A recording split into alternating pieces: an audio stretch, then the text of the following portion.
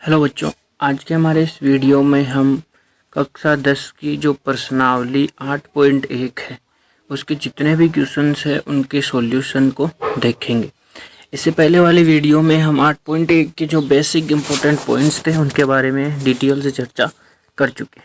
तो देखिए, हमारा जो क्वेश्चन है वो है कि एक त्रिभुज ABC है जिसका कोण जो B है वो क्या है, समकोण है, जिसकी AB भुजा 24 सेंटीमीटर है, BC भुजा 7 सेंटीमीटर है और उसके निम्नलिखित मान ज्ञात कीजिए। मतलब उस त्रिभुज के लिए sine A, cos A, sine C और कोस C की वैल्यू ज्ञात करनी है। तो देखिए, सबसे पहले अपन वो त्रिभुज बनाते हैं। मान लेते हैं कि जो बताया गया त्रिभुज है वो AABC इस तरीके से कोई त्रिभुज है जिसकी AB भुजा दे रखी है 24 सेंटीमीटर, BC दे रखी है 7 सेंटीमीटर और B पर समकोण है। तो इस तरीके से हमें जो दे रखा है वो अपन ने काम में लेके ये त्रिभुज बना लिया है। उसके बाद देखिए क्या करते हैं कि सर्वप्रथम पाइथागोरस प्रमेय के प्रयोग से त्रिभुज ABC की भुजा AC की लंबाई ज्ञात करते हैं। तो देखिए, अपने पास इस त्रिभुज ABC त्रिभुज की दो भुजाएं BC भुजा और AB भुजा तो है लेकिन AC नहीं है, तो अपन पाइथागोरस प्रमेय के प्रयोग से इस भुजा की लंबाई ज्ञात कर सकते हैं। तो यहाँ पर पाइथागोरस प्रमेय लगाएंगे तो AC जो कि कर्ण भुजा है तो कर्ण का स्क्वायर बराबर AB square plus BC square. अब प्रश्नानुसार AB की वैल्यू और BC की वैल्यू दे रखी है 24 और 7, अतः यहाँ पर वैल्यू रख देंगे। AC का स्क्वायर ऐसा का ऐसा, ये AB का 24 स्क्वायर और BC का 7 का स्क्वायर, ठीक है। AC ऐसा का ऐसा, 24 का 576 और 7 का 49। तो AC बराबर हो जाएगा √600। ये स्क्वायर हटाने के लिए इस तरफ √ लगा देंगे। यहाँ से देखिए, ये जो स्क्वायर है ये वाला स्क्वायर हटा, यहाँ पर देखिए स्क्वायर नहीं है, ये यहाँ से हटा तो इस तरफ ये √ आ गया, ठीक है, √ आ जाता है। तो फिर देखिए AC की जो वैल्यू है वो आ जाएगी प्लस माइनस का 25, क्योंकि 25 का वर्ग 625 होता है।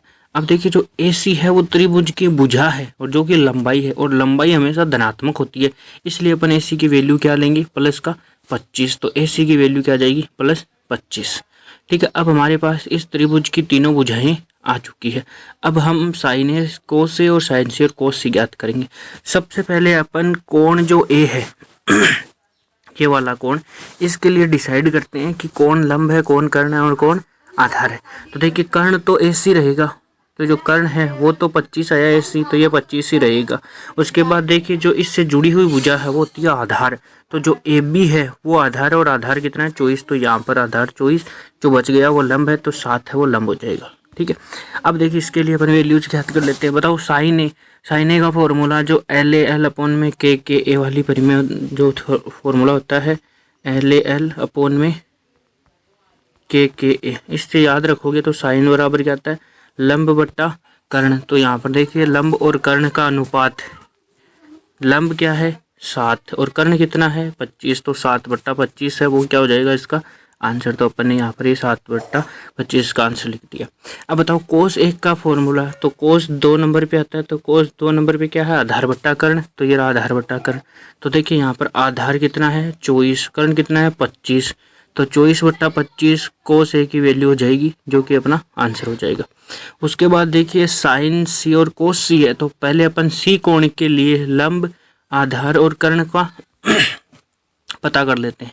तो देखिए, जो कोण C है, मतलब ये वाला कोण, इसके लिए कर्ण तो फिक्स रहेगा ये वाला ही, जो कि क्या है 25 है। तो कर्ण तो क्या है 25, जैसा कि अपन ने यहाँ पर लिख दिया है।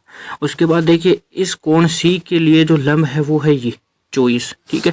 तो अपन ने लंब क्या लिख दिया, 24 लिख दिया, और जो बच गया नीचे वाली भुजा वो है आधार, तो आधार इतना है 7, ठीक है। अब अपन इसके लिए वापस त्रिकोणमितीय अनुपात में आ जाते हैं। तो देखिए, साइन थीटा ने पूछा है साइन C, तो अभी अपन ने देखा है साइन के लिए लंब बट्टा कर्ण, ठीक है। तो देखिए, लंब की वैल्यू क्या है 24, तो यहाँ से 24 और कर्ण की वैल्यू 25, तो 24/25 साइन C की वैल्यू आ जाएगी। कोस C क्या था, आधार बट्टा कर्ण, तो यहाँ से आधार कितना है, ये रहा 7 और कर्ण कितना है 25, तो 7/25 है वो इसकी वैल्यू हो जाएगी। तो इस तरीके से अपना जो फर्स्ट क्वेश्चन है उसमें से sine A, cos A, sine C और कोस C की जो वैल्यू है वो अपन आसानी से ज्ञात कर सकते हैं। तो आप इसको नोट कर लीजिए अच्छे से, इसको एकदम तरीके से समझा दिया गया है। स्क्रीन को एकदम जूम करके पॉज कर देता हूँ। आप इसको नोट करना चाहे तो नोट कर ले। एकदम शानदार लैंग्वेज के साथ आपको लिखा दिया गया है। सबसे पहले ये त्रिभुज बनाएं, उसके बाद भाषा के अंतर्गत ये लिख ले कि सर्वप्रथम अपन ने क्या किया है। यहाँ तक लिख लीजिए, स्क्रीनशॉट ले ले और फिर इसे नोट कर ले।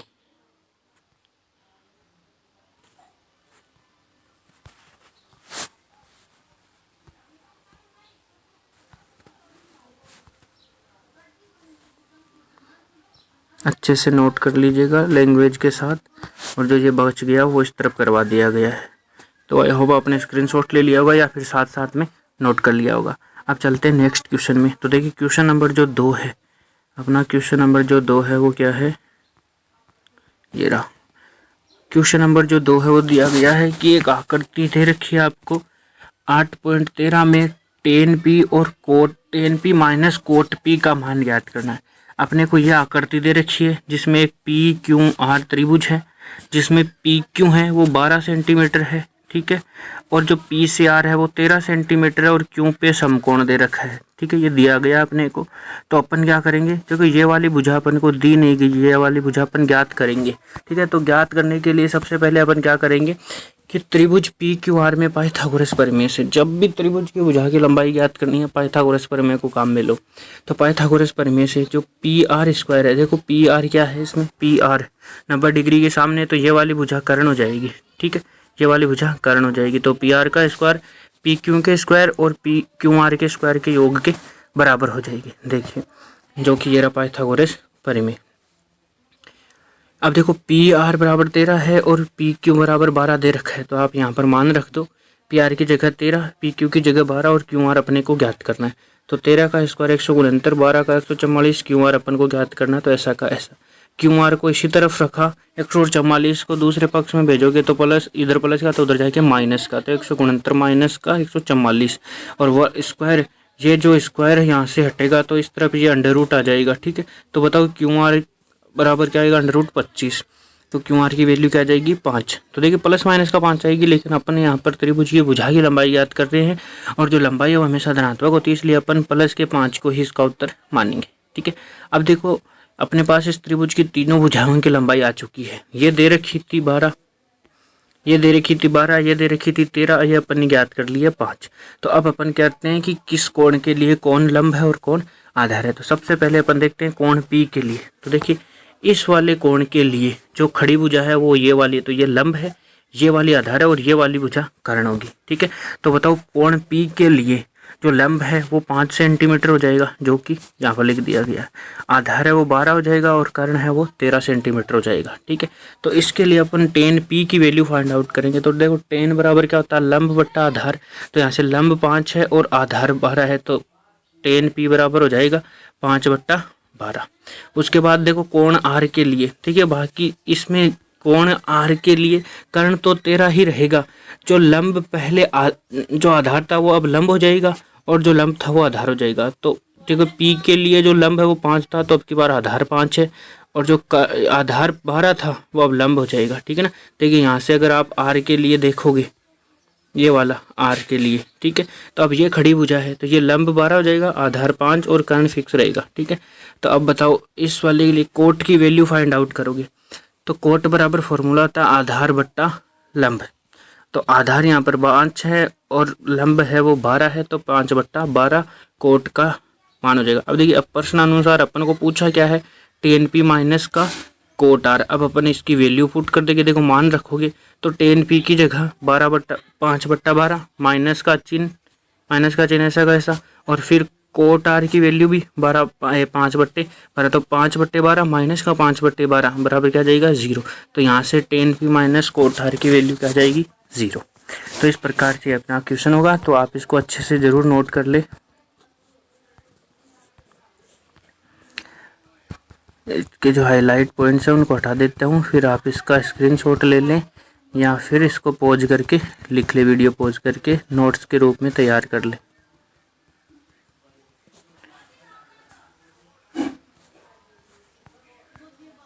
ये रहा अपना क्वेश्चन, ये त्रिभुज दे रखा है। उसके बाद में सबसे पहले ये नोट करें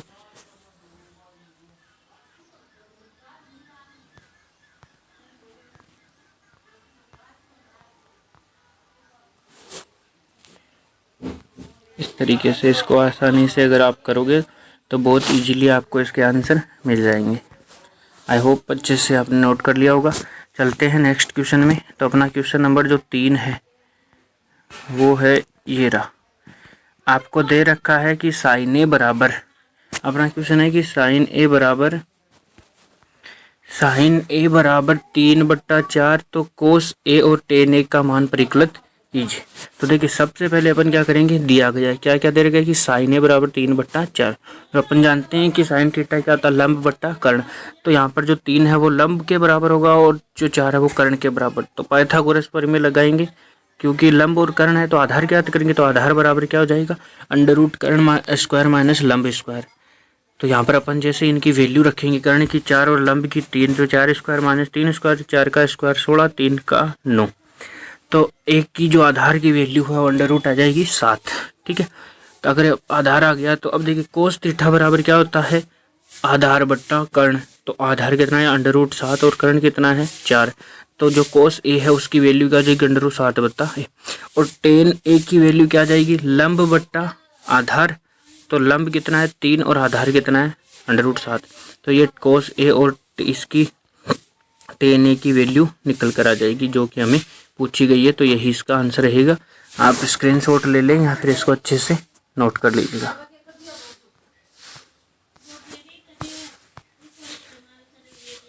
जो क्वेश्चन नंबर 4 है अपना, क्वेश्चन नंबर 4 में चलते हैं। तो देखिए जो क्वेश्चन नंबर 4 है वो दे रखा है कि यदि कोट 15 कोटे बराबर 8 हो तो साइन ए और सेक ए का मान ज्ञात कीजिए। तो देखो 15 कोटे बराबर 8, कोटे बराबर 8/15, जो 15 यहाँ पर गुणा में था वो भाग में आ गया है। ठीक है, अब यहाँ पर आधार तो 8 के बराबर लेंगे और लंब को 15 के बराबर मान लेंगे। तो पाइथागोरस प्रमेय से अपन कर्ण ज्ञात करेंगे। तो कर्ण क्या हो जाएगा, लंब स्क्वायर अंडर रूट लंब स्क्वायर प्लस आधार स्क्वायर। जब इनका मान रखेंगे तो under root 15 square plus 8 square, 15 का 225 होता है स्क्वायर और 8 का 64, तो यह जाएगा 289, जो कि क्या होता है 17 का वर्ग होता है। ठीक है, तो कर्ण बराबर 17 आ गए। अब देखो अपना साइन, अपने को यहाँ पर मान किस किस का ज्ञात करना है, यहाँ पर अपने को मान साइन ए और सेक ए का मान ज्ञात करना है। ठीक है, तो देखिए साइन बराबर क्या होता है लंब बट्टा कर्ण। लंब 15 दे रखा है, कर्ण 17 दे रखा है, तो साइन ए बराबर 15/17 हो जाएगा। सेक ए बराबर कर्ण अपॉन में आधार होता है, तो कर्ण यहाँ पर 17 है और आधार 8 है, तो सेक ए की वैल्यू 17/8 हो जाएगी। तो इस तरीके से साइन ए और सेक ए की वैल्यू निकल कर आ जाएगी। उसके बाद चलते हैं नेक्स्ट क्वेश्चन में, क्वेश्चन नंबर 5 में। तो अपना क्वेश्चन नंबर 5 है, दे रखा है कि यदि सेक थीटा बराबर 13/12 हो तो अन्य सभी त्रिकोणमितीय अनुपात ज्ञात कीजिए।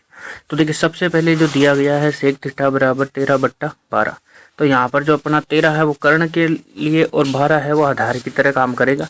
तो अपन सबसे पहले पाइथागोरस प्रमेय लगाएंगे और लंब की वैल्यू ज्ञात करेंगे, क्योंकि त्रिकोणमितीय अनुपातों में हमारे पास लंब कर्ण और आधार तीनों होने चाहिए। तो बताओ लंब बराबर क्या हो जाएगा, under root k² - a², k बराबर 13 और a बराबर 12। तो अंडर रूट 169 - 144 घटाओगे तो आएगा 25 और l निकल कर आ जाएगा 5। ठीक है, अब अपने पास लंब 5 है, आधार 12 है और कर्ण 13 है। तो बस इनके लिए अन्य त्रिकोणमितीय अनुपात निकालो। सबसे पहले साइन थीटा, तो साइन थीटा आता है लंब बट्टा कर्ण। लंब 5 है और कर्ण 13 है, तो 5/13 साइन थीटा की वैल्यू आ जाएगी। कोस थीटा आधार बट्टा कर्ण होता है, तो अपने पास यहाँ आधार 12 है और कर्ण 13 है, तो 12/13 कोस थीटा की वैल्यू हो जाएगी। टेन थीटा लंब बट्टा आधार होता है, यहाँ पर लंब 5 दे रखा है, आधार 12 दे रखा है, तो टेन थीटा 5/12 हो जाएगा। ठीक है, उसके बाद टेन का उल्टा कोट होता है, या फिर आधार बट्टा लंब करोगे तो 12/5 कोट की वैल्यू आ जाएगी। और सेक की वैल्यू दे ही रखी है। आखिरी जो त्रिकोणमितीय अनुपात होता है कोसेक थीटा, कोसेक थीटा बराबर होता है कर्ण अपॉन में लंब। तो यहाँ से कर्ण की वैल्यू 13 और लंब की वैल्यू 5, तो 13/5 है वो कोसेक थीटा की वैल्यू हो जाएगी। तो इस प्रकार से आप बड़ी आसानी से अन्य त्रिकोणमितीय अनुपातों को भी ज्ञात कर सकते हो। तो आप इसे अच्छे से नोट कर लीजिए। यहाँ से जो भी दे रखा है वो सबसे पहले दिया गया है इस तरीके से। देखिए ये जो भी है इनको उठा देता हूँ हाईलाइट पॉइंट्स को।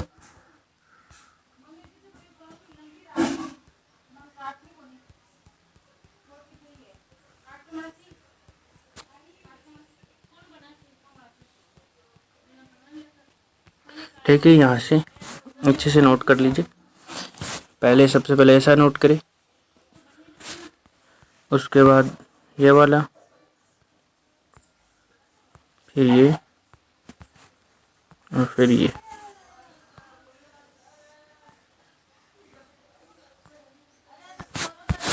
और ये वाला कर ले फिर। तो इस तरीके से अपनी क्वेश्चन नंबर जो 5 है, क्वेश्चन 5 हो चुके हैं। अब चलते हैं क्वेश्चन नंबर 6 में।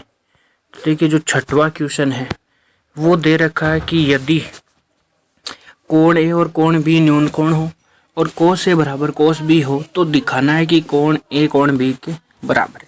तो देखिए सबसे पहले हम लिखेंगे, दिया गया है क्या दे रखा है, कोण ए और कोण बी क्या है, न्यून कोण।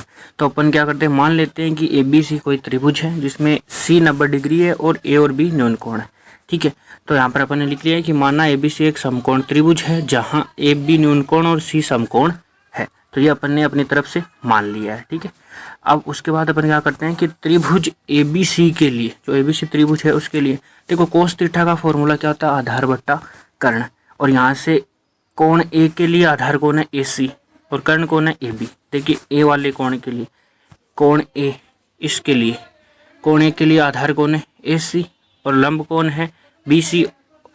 और ये जो कर्ण है वो ए बी है, लंब बी सी है, आधार ए सी है। ठीक है, तो कोस थीटा क्या होता है, आधार बट्टा कर्ण। तो आधार ए सी अपॉन ए बी जो है कोस थीटा की वैल्यू ए सी अपॉन में ए बी जो कि यहाँ पर लिख दी है। ठीक है, उसके बाद क्या करेंगे, तथा कोस बी के लिए तो वो ही कोस बी की वैल्यू आधार बट्टा कर्ण। तो कोण बी के लिए आधार कोण होगा बी सी और कर्ण ए बी, तो बी सी अपॉन में ए बी किसकी, कोस बी की वैल्यू हो जाएगी। ठीक है, अब प्रश्नानुसार क्या दे रखा है कि कोस थीटा कोस ए कोस बी के बराबर है।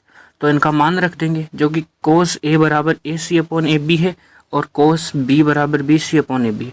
देखिए ए बी कट जाएगा बराबर है, इसलिए ए सी बराबर क्या आ जाएगा, बी सी। ठीक है, अर्थात ए सी बराबर होगा बी सी के। अर्थात त्रिभुज जो है बी सी वो एक समद्विबाहु त्रिभुज है। भाई दो भुजाएं बराबर है इसलिए कौन सा त्रिभुज हुआ, समद्विबाहु। और हम जानते हैं कि किसी समद्विबाहु त्रिभुज की समान भुजाओं के संगत सम्मुख जो कोण होते हैं वो बराबर होते हैं, इसलिए कोण ए और कोण बी बराबर होते हैं। तो देखिए यहाँ पर अपना जो चित्र है ए सी बराबर बी सी आ गया है। ठीक है, तो जो ए सी है वो बी सी के बराबर होगा, तो मतलब उस त्रिभुज की दो भुजाएं बराबर रहेंगी। ठीक है, और जब दो भुजाएं बराबर होती है तो उस त्रिभुज का क्या नाम होता है, समद्विबाहु। ठीक है, यहाँ से ए सी और बी सी बराबर आए, इसका मतलब ये वाली भुजा और ये वाली भुजा बराबर है। तो इन दोनों के संगत सम्मुख कोण, इस वाली भुजा के सम्मुख कोण ए है और इस वाली भुजा के संगत सम्मुख कोण कौन है, बी। इसका मतलब क्या हुआ कि कोण जो ए है वो कोण बी के बराबर हो जाएगा। 9th क्लास में एक परिमेय होती है, उसके अनुसार ये होता है कि समद्विबाहु त्रिभुज में जो दो भुजाएं समान है उनके सम्मुख कोण, जो संगत सम्मुख कोण है वो बराबर होते हैं। तो इस प्रकार से अपने जो ये क्वेश्चन है वो कंप्लीट हुआ। आप इसको भी अच्छे से नोट कर ले, स्क्रीनशॉट ले ले। तो देखिए इसको मैं हाईलाइट कर देता हूँ या स्क्रीन को पॉज कर देता हूँ। सबसे पहले ये लिख लें, ठीक है, उसके बाद में ये चित्र बना ले, उसके बाद ये लैंग्वेज लिख ले अच्छे से। देखिए सफिशिएंट लैंग्वेज लिखाई गई है जिससे आपको बहुत ही अच्छे से चीज़ें क्लियर हो जाएगी। उसके बाद ऐसा लिखिए, त्रिभुज एबीसी के लिए ये कोस थीटा की वैल्यू वगैरह ज्ञात करें, कोस ए की कोस बी की ज्ञात करें, फिर प्रश्नानुसार जो बराबर दे रखा है उनको बराबर करें, फिर उनका मान रख दे, जो कट रहा है उनको काट दिया जाए, जो बच गया वो लिख दिया जाए, और फिर उस पर प्रॉपर्टी क्या लग रही है। दोनों भुजा बराबर आई है तो समद्विबाहु होगा, और समद्विबाहु में जो समान भुजा है उनके संगत सम्मुख कोण बराबर होते हैं, इसलिए कोण ए कोण बी के बराबर हो जाएगा। तो इस तरीके से अपन इन क्वेश्चंस को बड़ी आसानी से सोल्व कर सकते हैं। तो इस प्रकार से अपने जो अपनी प्रश्नावली 8.1 है, देखिए 8.1 के अपन ने 6 क्वेश्चन हैं वो सोल्व कर लिए हैं बहुत ही शानदार सफिशिएंट लैंग्वेज के साथ। टोटल 11 क्वेश्चन हैं, तो लगभग 5 क्वेश्चन और बच गए हैं। तो उन 5 क्वेश्चंस का सॉल्यूशन अपन नेक्स्ट वीडियो के माध्यम से कर लेंगे। आई होप आपको वीडियो अच्छा लगा होगा, सारी चीज़ें अच्छे से समझ में आ गई होगी। फिर भी अगर कोई डाउट बचता है तो आप कमेंट बॉक्स में ज़रूर कमेंट कर दे। आपका जो सॉल्यूशन है वो नेक्स्ट वीडियो में या फिर किसी भी नेक्स्ट वीडियो में या फिर जैसे ही आपका कमेंट मिलेगा वैसे ही आपके डाउट को सोल्व कर दिया जाएगा। तो आप इसको अच्छे से नोट कर लें। नेक्स्ट वीडियो में अपन आगे के क्वेश्चंस को देखेंगे। आज के लिए इतना ही। Thank you. जय हिंद, जय भारत।